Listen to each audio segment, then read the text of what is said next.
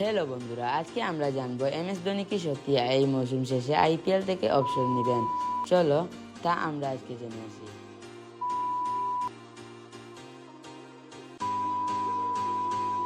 অবসরের ভাবনা আপাতত নেই।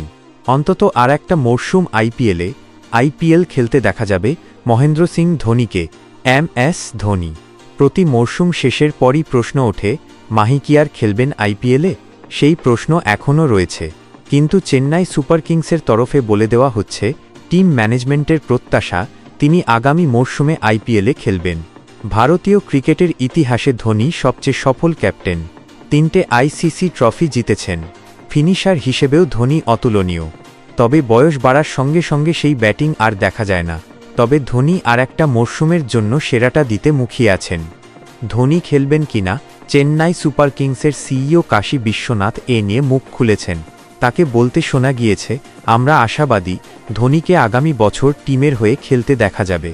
দেশের হয়ে আগেই অবসর নিয়েছেন ধোনি, কিন্তু আইপিএলে ধোনি শো এখনও চলছে। তার অগণিত ভক্ত চান ধোনি যেন আইপিএলে খেলেন।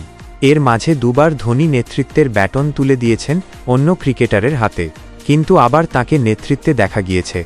আসলে দলের নিউক্লিয়াস এখনও ধোনি।